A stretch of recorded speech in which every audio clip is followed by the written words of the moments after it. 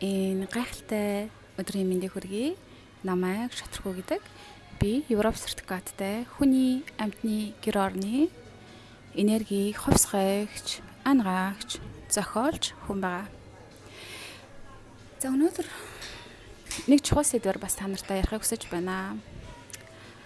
Ихэнх хүмүүсүүд өөрсдөө жинхэнэ өөрийгөө хинбэ гэдгийг мэддэггүй.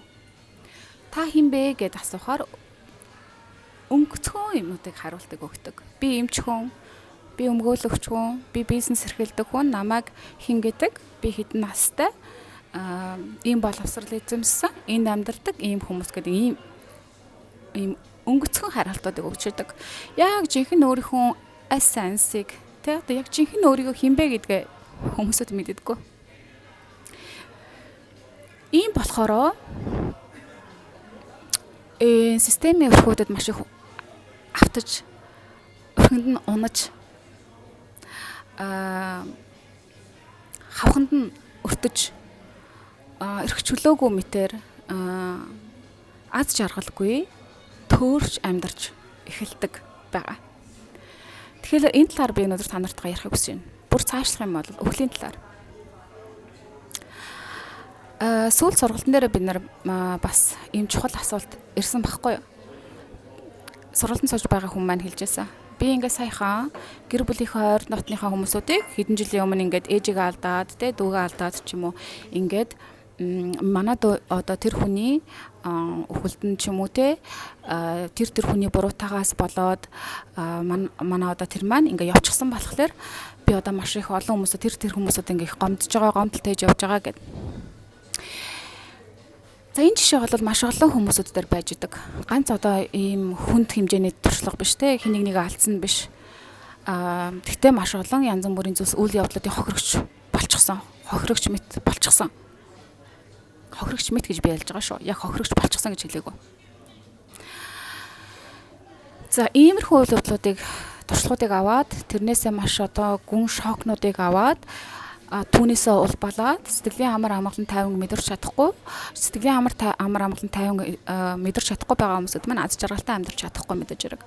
Аз жаргалтай амьдарч чадахгүй одоо ийм доод энергиэр маш олон жил амьдрах те, хин нэгэнд гомдох, хин нэгэнд уурлах, хин нэгэнд өс санах, өөрийгөө хохирогч мэтэр итгэж амьдрах, хин нэгнийг буруутгах,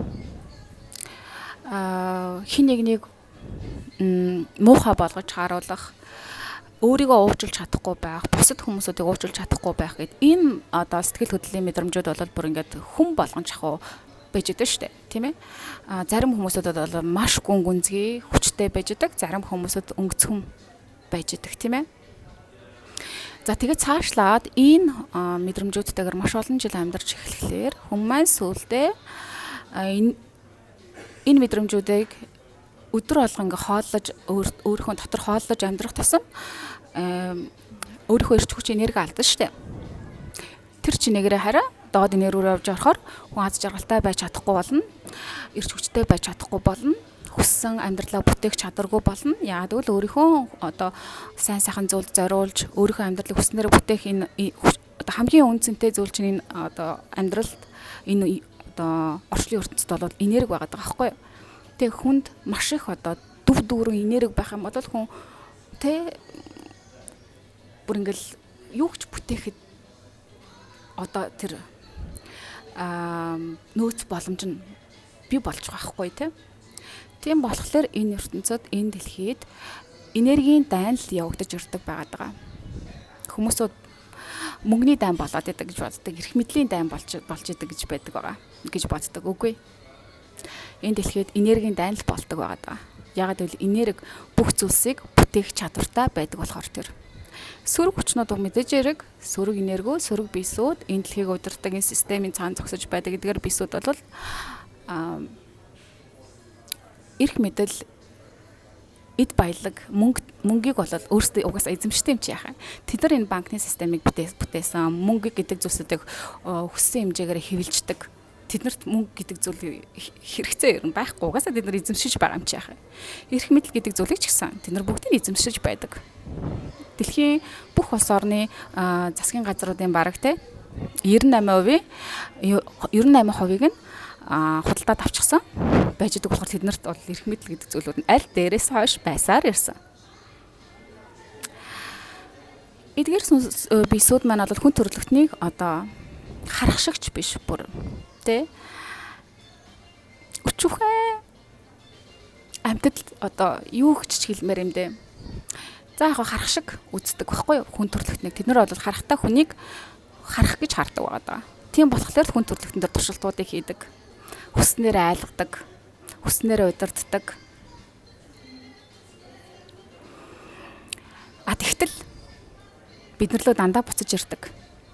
Яагаад вэ гэх юм бол хүн төрөлхтөн биднэрт агуу хүч байж байгаа болохоор тэр агуу энерги нь байж байгаа болохоор тэр агуу энергиэрээ бид нар бүхий л зүйлсүүдийг одоо энэ дэлхий дээр оршиж байгаа бүхий л эд зүйлсүүдийг бид нар бүтээсэн байхгүй. Бидний энергиэр бүтээсэн байхгүй. Биднэрт ийм агуу хүч байж байгаа бүхнийг бүтээгч. Бид нар энийг мэддэггүй. Энэ сөрөг хүчнүүд бол энийг маш сайн мэдэж байдаг болохоор бидний энергийг маш сайн менеж хийгээд зохицуулаад ашиглаад бидний энергийг хоримтлуулад цуглуулж байгаад өөрсдийн хар бодлогуудыг материаллык болгож ажил хэрэг болгож хэрэгжүүлж байдаг. Тэгэхээр юу вэ гэхлээр биднэрт тэр агуу хүч байгаа байхгүй тэднэрт биш.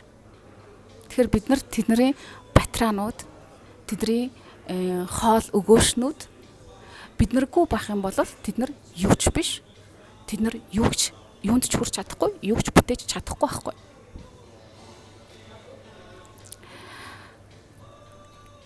Тэгэхээр бид нар одоо энэ зүрхтэй сүнстэй хүн болгоны дотор маш их агуу хүч байж байгаа. Одоо энэ дэлхий дээр 9 миллиард хүн амьдарч байгаа гэж байгаа тий. Тэдний талаас доош хувь нь жинхэнэ хүн байждаг гэж байгаа байхгүй юу? Ихэнх нь бол хүн мэт харагдаж байгаа боловч бид нар шиг юм өндөр ДНЭ-тэй дотор юм агуу хүчийг агуулж байдаг бүтээл биш байдаг ба. Бид нар нэмэлтээр юм олон хүн төрхтэй бисүүдийг бүтээсээр бидний энэ одоо амьдралд маш олон юм үүмээс хамааныг үүсгэж байгаа байхгүй юу? Тэ бид нар ингээл нэг хүн байна гэж хараад тэ харахад хүн байгаа юм чинь тэ тэгэл үерхэж эхэлдэг ч юм уу, найзалж эхэлдэг ч юм уу, ажлуудыг бүтээж эхэлдэг ч юм уу. Тэгтэл нөгөө хүмүүсүүд яадаг хуураад алга болчдаг, худлаа ярьдаг, хулгаалаад тэ ингээд янз бүрийн хэцүү авируудыг гаргаад ингээд явдаг штэ. Ямар ч хүн чанар гаргадаггүй. Бид нар зарим хүмүүсийг хараад гайхдаг шүү. Яаж хүн ийм байж чаддаг байна гэд. Тэгтэл тэр хүмүүсүүд хүний биедэл амьдарч байгаа болохоос биш. Жинхэнэ хүн биш байхгүй юу? Тэднэрт бол юм бүтээх чадвар байхгүй. Энэ бүхнийг бүтээгч агуу энергийн хэсэг тэднэрт байхгүй юу? Биднэрт тэр агуу энергийн хэсэг явж байдаг байхгүй юу?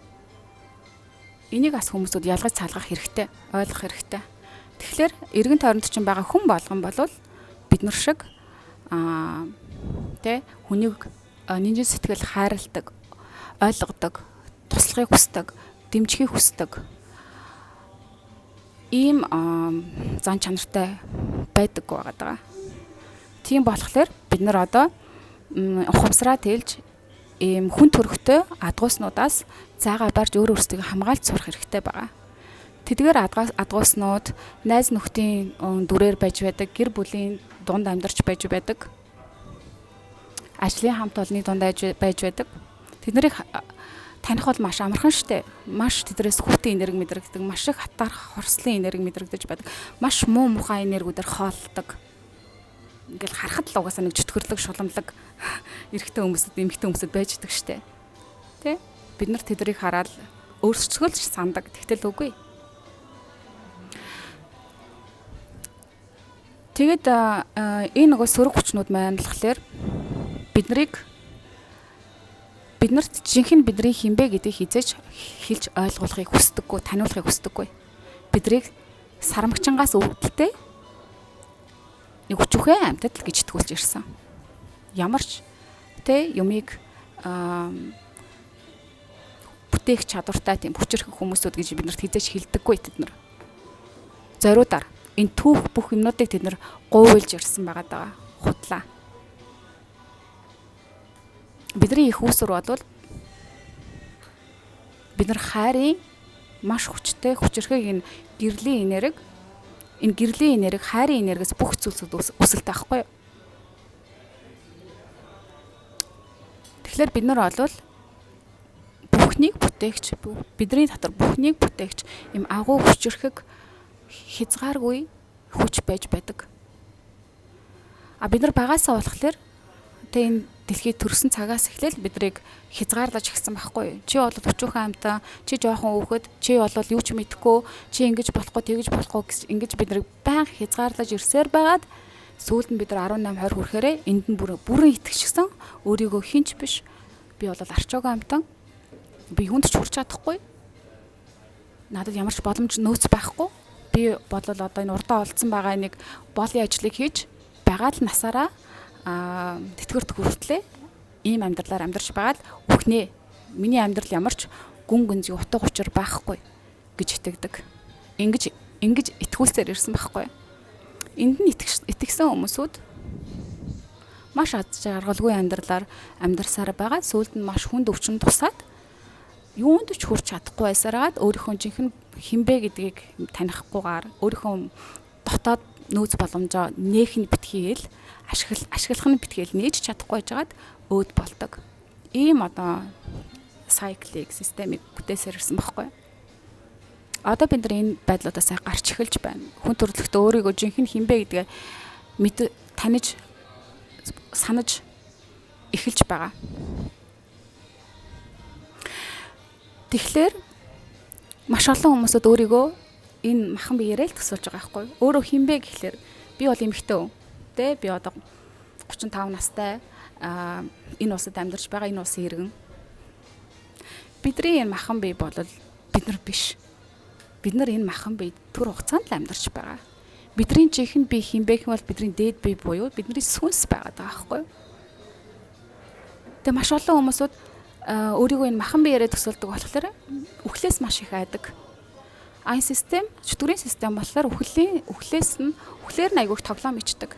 Чи аятайхан байхгүй байх юм бол үхчин шүү. Үхээд чи сайн хүн байгаагүй байх юм бол там руу очино гэд ингээд айлгачдаг. Шашин энэ дээр ингээ айгүй том тоглоом хийж байгаа шүү дээ. Тэгээ хүн төрлөختөд хамгийн чухал мэдлэгүүдийг өгдөггүй. Яг жинхэнэ хинбэ гэдгийг хэлж өгдөггүй. Ямар одоо потенциал, чадвар, боломжууд нуугдаж байдгийг нь хэлж өгдөггүй. За тэгээд үхэл гэж яг жинхэнэ юу юм гэдгийг нь хэлж өгдөггүй. Үхлийн дараа яг юу болдгийг хэлж өгдөггүй. Тэгэл ламбо гэдэг хүмүүсүүд энэ талаар хууг нь мэдлэгтэй юм шиг мөртлөөсөө тэд талаарх мэдлэгийг нь хэлж ярьж өгдөггүй. Тэд нар энэ бол нууц зүйлаа далд ертөнц болохоор нууц зүйлсийг далд мэдлэгийг далд ертөнцид нь үлдээх хэрэгтэй. Та нар битэн ийм зүйлсийн талаар сонирхоотой гэдэг. Хүмүүсүүд яг энэ талаарх мэдлэг нь байхгүй байх тусмаа юм болгоноос айдаг. Яна би хүчхийн байж тээ. Ингээд хүчхийн бол би миний амьдрал бүр дуусаа юм байна. Үгүй бид нар мөнхийн.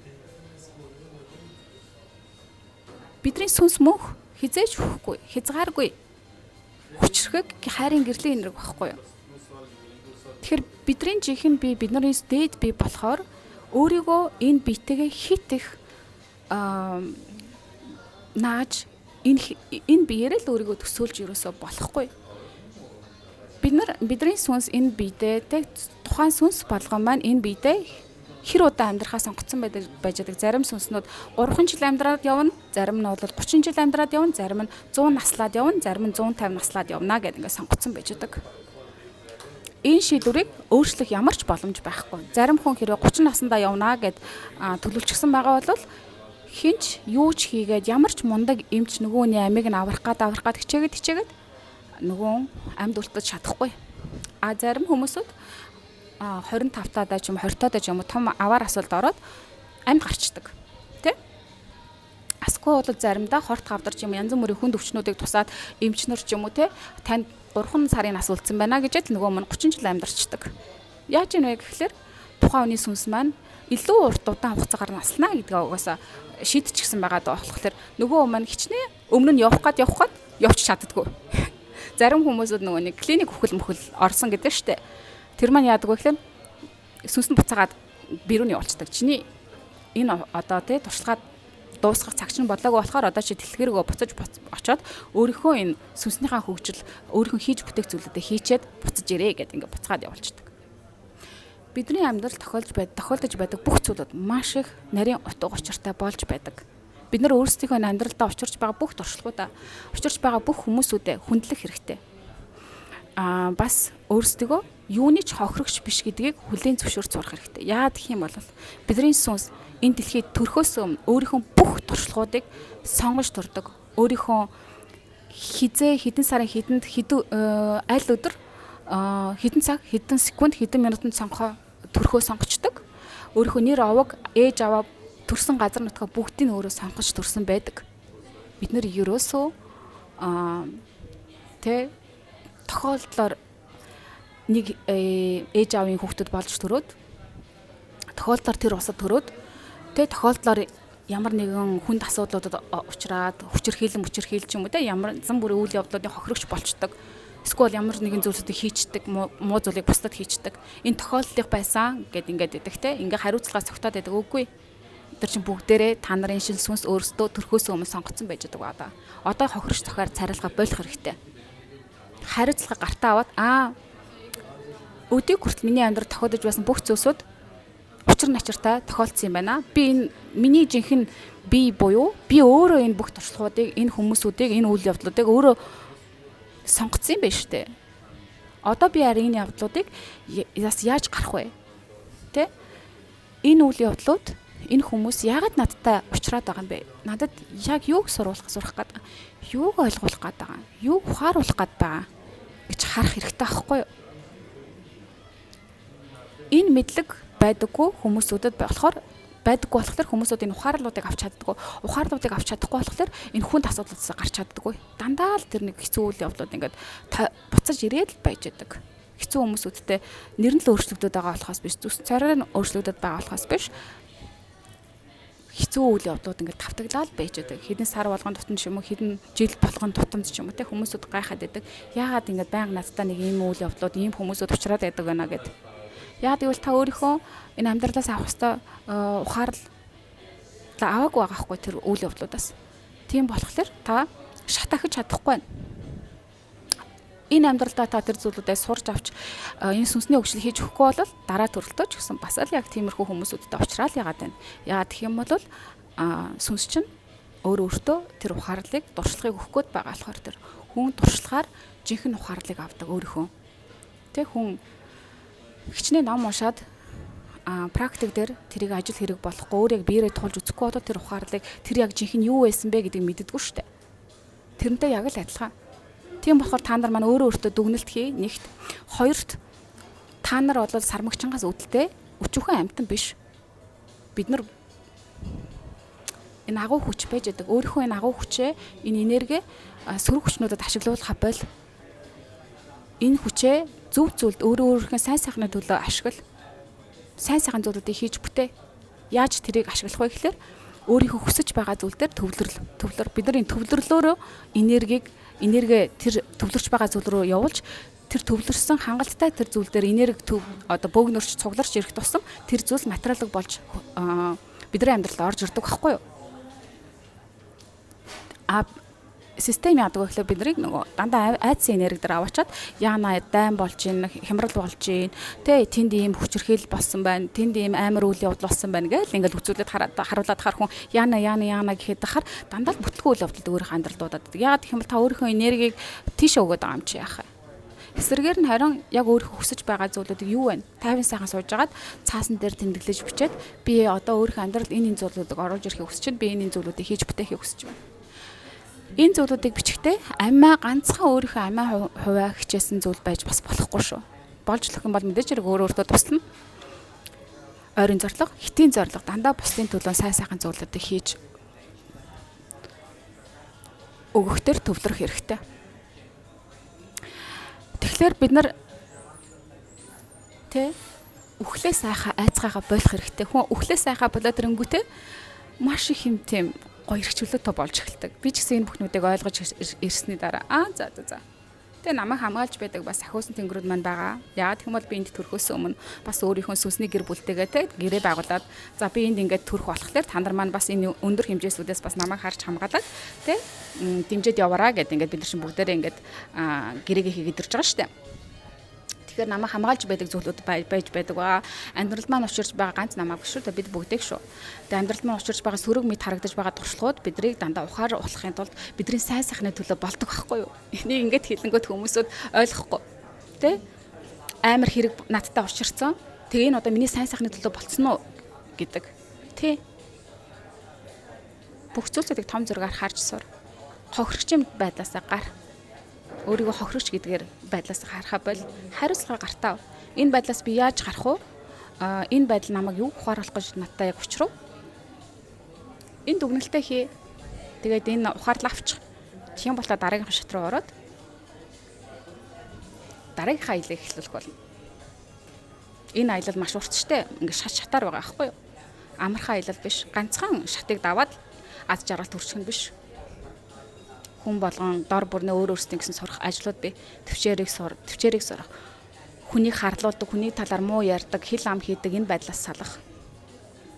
Атаа хорслыг тээдэг байхаа болох хэрэгтэй, тэ? Шудраг байх хэрэгтэй, үнэнч байх хэрэгтэй, зоригтой байх хэрэгтэй гэд ийм олон эерэг хүчрхэг шинж чанаруудыг бид нар өөр өөрсдөө суулгах гэж ирсэн байхгүй юу? Энэ шинж чанарууд тхэн хүмүүсүүд байдаггүй та нар эргэж торн харалтаа өөрийгөө ч гэсэн хар. Тэгээ бид нар яагаад энд оршоод байгаа юм? Бид нар энд тэ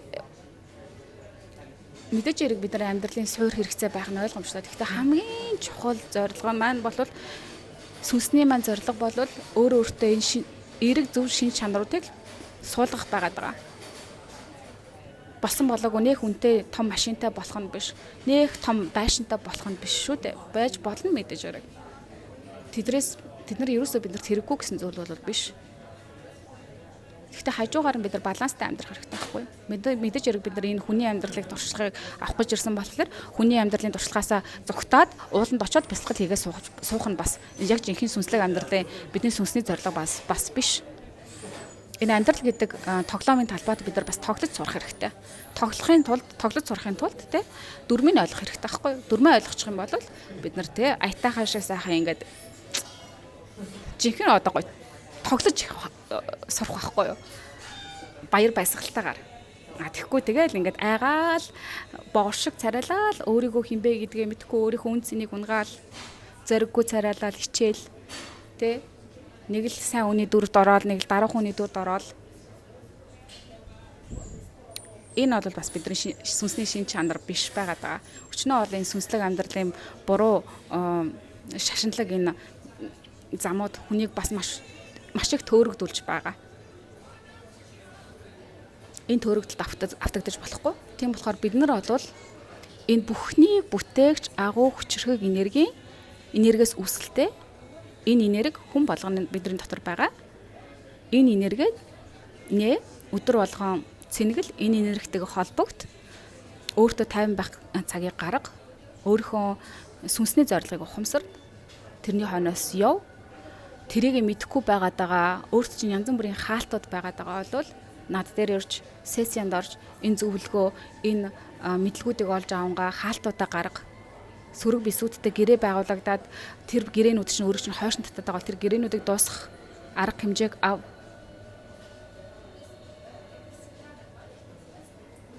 Энэ амьдрал энэ дэлхийд бидний мэдэхгүй байгаадаа хүн төрөлхтний мэдэхгүй байгаадаа маш олон нарийн далд үйл явдлууд зөндөө байж байгаа сүнсний төвшөнд далд ертөнцид энэ болгоныг нээж илрүүлж энэ болгоноос өөрийгөө чөлөөлөх хэрэгтэй байгаа. Бид нар ч ганцхан махан бие физик биеийн төвшөнд одоо энэ 3D хэмжээний боолчлын системд байгаад ганцхан байгаа биш. Бид нар бас энэ сүнсний төвшөнд энергийн төвшөнд маш олон бидний хойшин татаж байгаа сөрөг бисүүд, янз бүрийн пактууд, гэрээнүүд, сүнснүүд бидрийг ингээд энергиэс ороод хойшин татаад байж байгаа байхгүй юу? Энэ бүхнээсээ бас цэвэрлэж ангаах хэрэгтэй. Тэгээд нүхэл гэдэг зүйлээс ерөөсөө айж эцэж ичээд авах шаардлага байхгүй. Угаасаа бидний сүнс энд бид нар хүний биеийг олоод төрчихсөн байна. төрсөн байна. Тэгээд нэг л өдөр мэдэж ирэх бид нар энэ биеэ орхиод явна.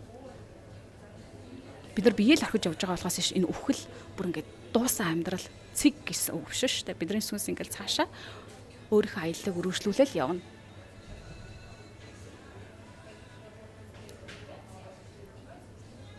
Энийг хүмүүсд ойлгох хэрэгтэй байна. Тэгээд энэ талаар бас нарийн мэдлгүүдийг би сургалтуудаараа зааж өгдөг. Сургалт маань бас дараагийн шат 8-9 сард эхлэх болно. Тэгээд та нар маань бас хүсэх юм бол ганцаарчлан бас сургалтыг авч болно. Тэгэх юм бол би яг тухайн онтой тулаад энэ мэдлгүүдийг анханаас нь гүнзгий түвшинд олгох бас олгож хүмүүсүүдэд бас ажилдаг байна.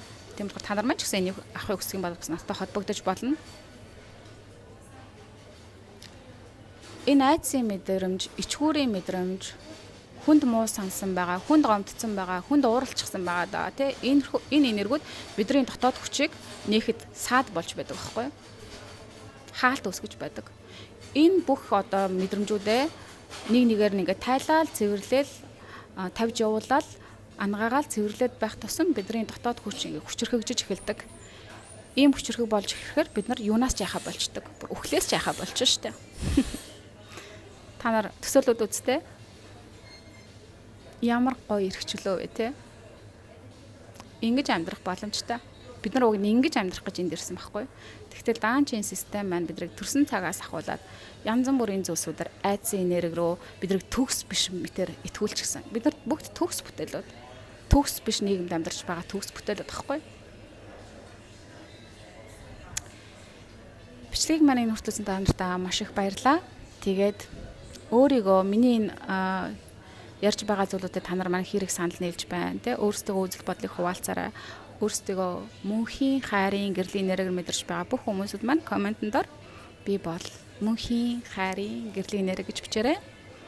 Тэгээд бүгдээрээ дор бүрнээ энэ хүчрхэг энерги ил гаргаж өөрсдөө хүчрхэг энерги өөрсдөө хүрээлж байгаа эргэн тойрноо гэрэлтүүлж манай дэлхийд хүчрхэг энерги, хайрын энерги, гэрлийн энерги эзэгнэгт нь, ноёрхот нь бүгдээр дор бүрнээ дэмжлэг үзүүлцгээе шүү. Бид нар ингэх гэж энэ чухал цаг үед амьдарч байгаа. Тэхийн тулд бид нар хайрын энергин дээр л төвлөрнө. Өөртөө нөхцөлгүй хайрыг өгнө, бусдад нөхцөлгүй хайрыг өгнө. Ямар ч айдсын сөрөг энерги рүү явж орж болохгүй. Тэгэх юм бол бид нар өөрсдийнхөө гэрэл хүчээ дарж унгааж, мөхөөж байдаг болохоор тэр шүү. Утгагүй дараагийн бичлэгэн дээр уулзъя. Түр баяртай.